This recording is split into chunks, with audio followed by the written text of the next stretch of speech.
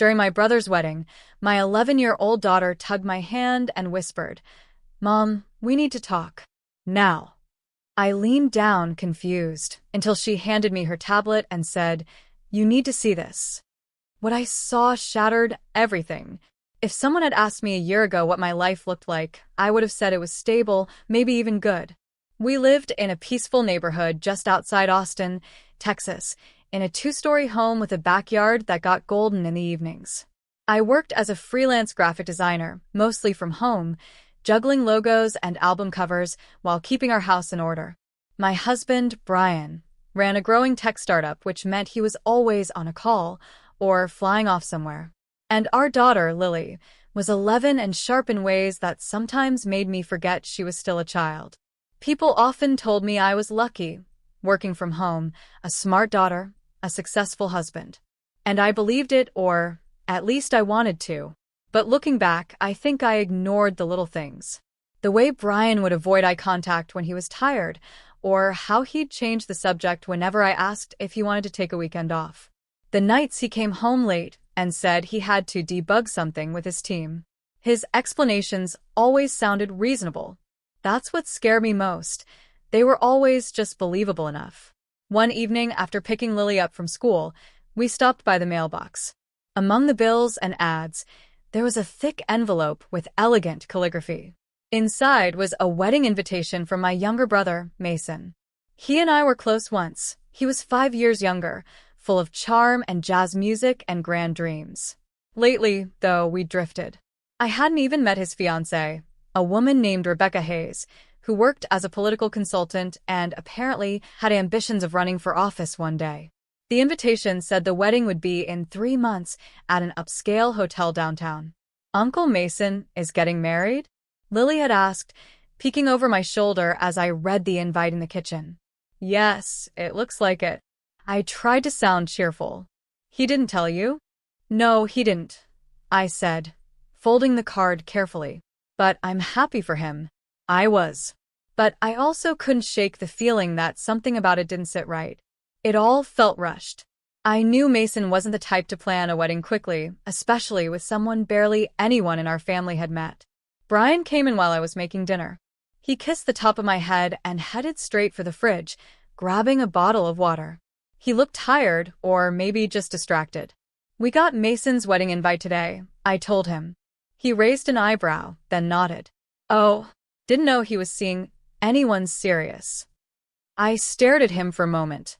"He's been with her for almost a year. Rebecca Hayes. You met her once, remember? Last Christmas party."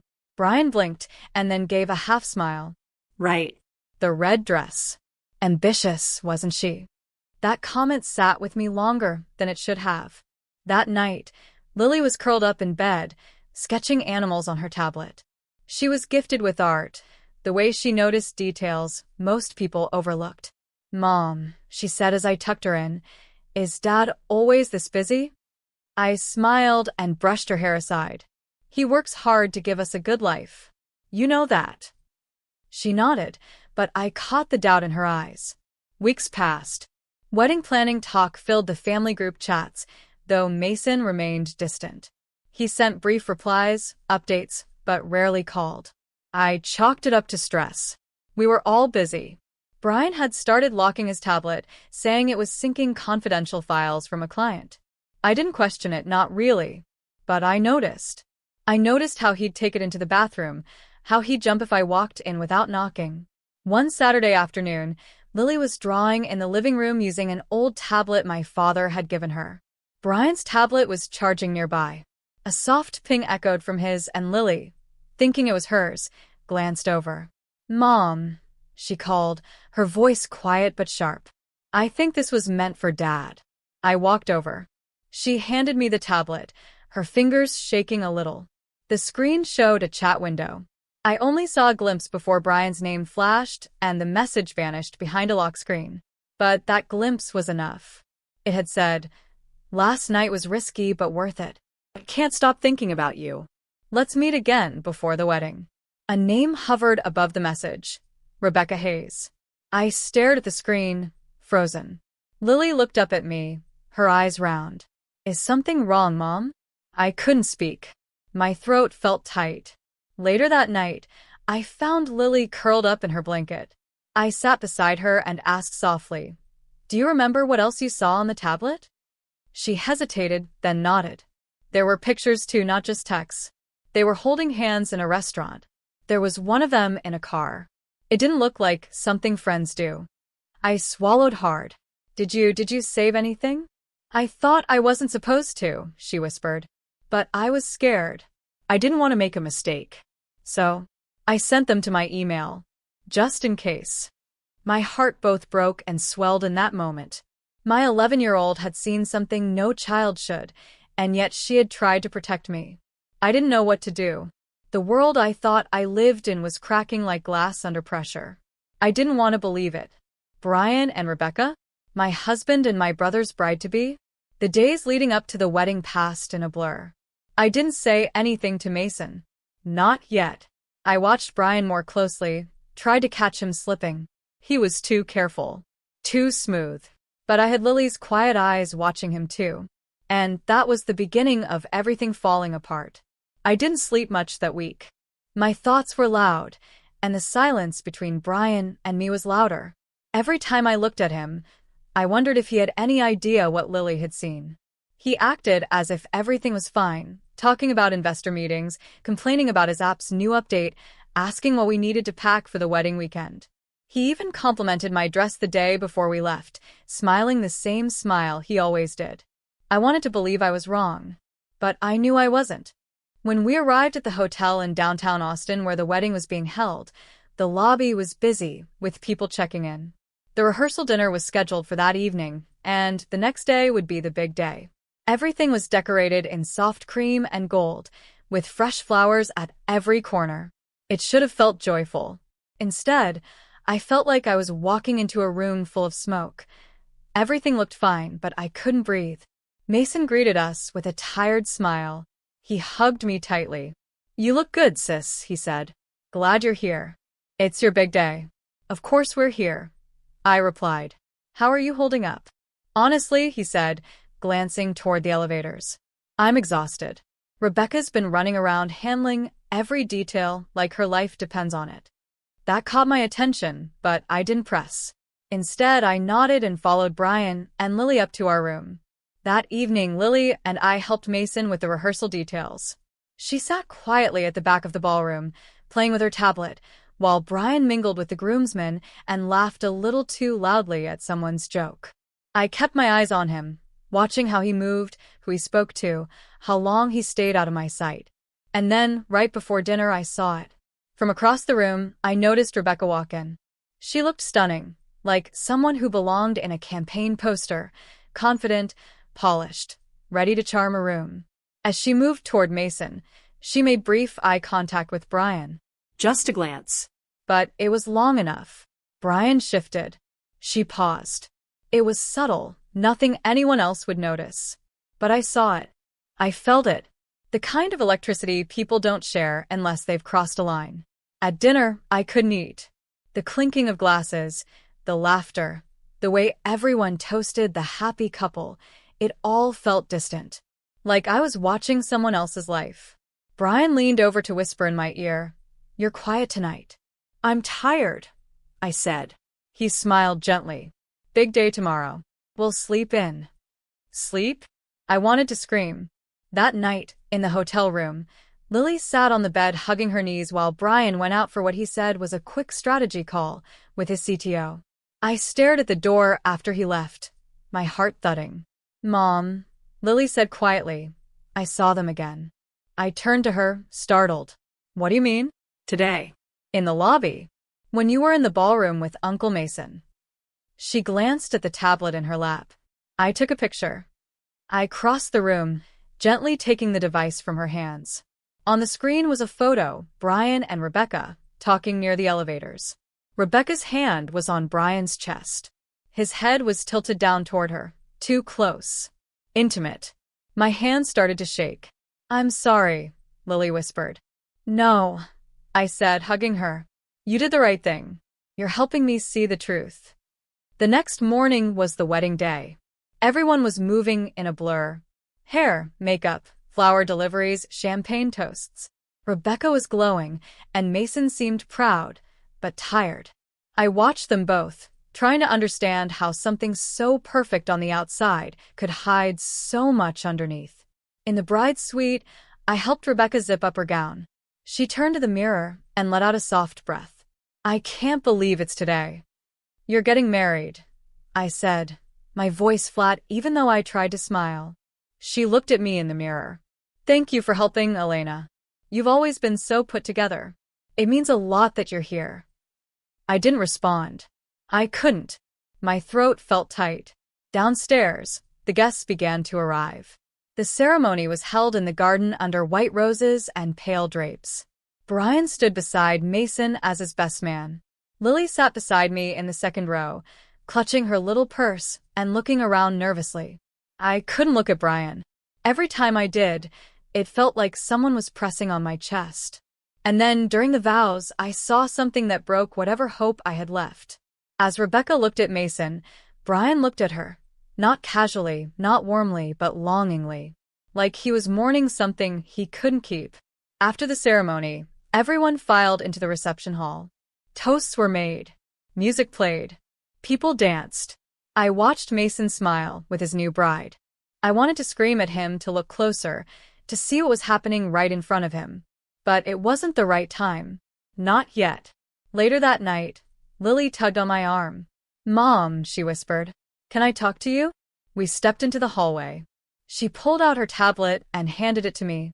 I didn't mean to spy, but I saw Dad texting. I took a picture again. On the screen was a message, time-stamped just an hour ago. You look stunning today. Wish it was me at the altar. From Brian. To Rebecca. I closed my eyes. The walls felt like they were closing in. I couldn't pretend anymore. This wasn't a mistake. This wasn't just a one-time thing. This had been going on behind all of our backs for how long I didn't know. But it was enough. Lily, I said, crouching beside her. You've done something very brave. I want you to stay with Aunt Claire for a little bit while I talk to your uncle. Is he going to be mad? She asked. No, I said, holding her hand. He's going to be hurt, but he deserves to know. I stood up, steadied myself, and walked back into the room to find Mason. The truth wasn't going to wait anymore. Finding Mason wasn't easy. Everyone wanted his attention. Guests were lining up to take photos. Relatives were hugging him. The photographer was pulling him toward the cake. He looked genuinely happy, radiant even. And that's what made it harder. I kept thinking, just walk away. Don't say anything. Let him enjoy his day. But then I remembered Lily's eyes when she handed me the tablet. I remembered Brian's text to Rebecca during his best friend's wedding. I couldn't stay silent. Not anymore. I walked over and gently touched Mason's arm. He turned, smiling wide. You okay, Elena? You look tense. I need to talk to you, I said. Now. Privately. His smile faded a little. What's going on? Please, I said quietly. Just trust me. We slipped out through one of the side doors into a quiet garden patio behind the reception hall. The noise inside faded into background hum. I looked around to make sure no one had followed us. Elena, what is this? You're scaring me. I took a deep breath. My hands were shaking as I held out Lily's tablet. I didn't want this. But I can't let you walk into this blind. You need to see what's been going on. He frowned and took the tablet from me. I watched as he swiped through the messages and pictures. His expression changed with every image. First confusion, then disbelief, and finally a sharp stillness that settled across his face like ice. This can't be real, he muttered. No. No, Elena, this is fake. It has to be. I wish it were. But these dates, he looked up at me, voice cracking. These messages were sent during our engagement. Some even before we announced it. Are you telling me? I nodded. I'm sorry. I didn't know how to say it. I only found out recently. Lily accidentally saw one of the messages on Brian's tablet. Then she started noticing more. She was afraid to say anything at first, but she saved what she saw. He looked down at the screen again. The silence was heavy. Finally, Mason exhaled, slow and shaky, and sank down onto a garden bench. I loved her, he whispered. I thought she was everything. I know. He looked up at me, eyes bloodshot. Brian was like a brother to me. I mean, he is your husband. He was in our house, Elena. He sat at our table. I nodded again. I don't know how long it's been going on, but it's not just flirting. They've been involved. Secret meetings, late-night texts, and the message he sent during the ceremony. He told her he wished it was him at the altar. Mason stood slowly. His shoulders straightened. His jaw clenched. I need to end this. I followed him inside, heart pounding. Lily was near the back of the hall with my cousin Claire, coloring in a notebook. She looked up when she saw me and gave a tiny, worried smile. I nodded softly. It's okay, I mouthed. You were brave. The music was playing when Mason stepped up onto the small platform beside the band. He signaled for the mic, and the MC handed it to him, confused. Guests turned toward him, smiling, expecting another toast or funny story. Hi, everyone, Mason began, voice steady. I hope you're all having a great time tonight. Before we continue, I need to say something important. I stood near the back, every muscle tense. There's no easy way to say this, but the truth needs to come out. Not for drama, not for attention, but because I won't start a marriage with lies beneath it. The room stilled. Glasses stopped clinking. Conversations died down. Rebecca appeared near the front, beaming at first. Then her smile faltered. I recently found out that my fiancé, Rebecca, and my best man, Brian Brooks, have been having a relationship behind my back. His voice didn't shake. I have messages. Photos. Time-stamped proof. This wasn't a misunderstanding. It was a betrayal. Gasps rippled through the room. Rebecca froze in place, then took a hesitant step forward. Mason, she said, her voice too soft. This isn't the time. Isn't it? He snapped, not looking at her. When would be better, Rebecca? After we signed papers? After we moved in together? After the campaign launched, and you were Mrs. Haysbrooks for the cameras? People were standing now. Some looking away, others whispering. Brian, who had been at the bar, dropped his glass. It shattered across the floor. He stepped forward, face pale. Mason, please just listen. This has been a mistake. A long one. But You don't speak, Mason said coldly. You don't get to talk. You were my best man. My friend. You shook my hand while texting the woman I loved. Brian looked toward me then, desperation in his eyes. Elena, say something. Tell them this is a misunderstanding. You don't have to do this. I stared at him, all the years we had behind us flooding my mind. The vacations, the promises, the nights spent dreaming of the future. Then the coldness, the lies, the silence. I'm not protecting you anymore, I said. You made your choice. Rebecca stepped up onto the stage now, tears in her eyes. It didn't mean anything, Mason. It was a weakness. It's over now. We can fix this. I love you. He looked at her, not with hatred, but with something worse. Pity. You loved the way I made you feel important, he said. Not me. Then he turned to the guests. Thank you all for coming. I'm sorry for the scene, but I can't let this continue. The wedding is off. And with that, he walked off the stage and out the hall. Rebecca called his name. Brian tried to follow, but I blocked him with just one look. You destroyed your family, I said. Don't try to fix it in front of strangers. He stared at me, defeated. Elena, please. Don't end us like this. There is no us left, I replied. And I meant it. That night, I packed up Lily's things, and we checked out of the hotel quietly. We didn't say goodbye to anyone. I didn't need to. The ride home was silent for a while. Then, as we pulled into the driveway, Lily reached over and took my hand. Are you okay, Mom? I looked at her and felt something shift inside me. Maybe it was relief. Or just the beginning of something new. I will be, I said. Because of you. The months that followed weren't easy, but they were necessary. Filing for divorce felt like stepping off a cliff. I had spent 15 years with Brian. Through early struggles, through Lily's birth, through building a life that looked so perfect from the outside. But once you see the cracks, you can't unsee them. You can't keep pretending you're safe when the floor is already falling apart beneath you. We moved out of our old house not long after the court date. I found a small 2-bedroom cottage near Lake Travis, just outside Austin. It wasn't as big or modern, but it was quiet, and it felt like mine. Lily picked out her own new bedsheets, lavender with stars, and insisted we plant flowers on the porch. She liked helping unpack boxes, sorting through old memories, and deciding what we'd bring into this new life and what we'd leave behind. Brian didn't fight the divorce. He showed up to court with that same blank expression I'd seen the night of the wedding. I think a part of him thought I'd change my mind, that I'd back down. But I didn't. Not this time. His startup took a hit after Mason pulled his investment. The two had worked on business ideas together, and that ended overnight. Word got out, as it always does, and Rebecca disappeared from the political scene. I heard she transferred to another firm in Denver, where no one would recognize her name. That was the last I heard of either of them. I focused on building something different. Not a career for the sake of success, not a relationship to fill silence, but a life for me and Lily that felt honest.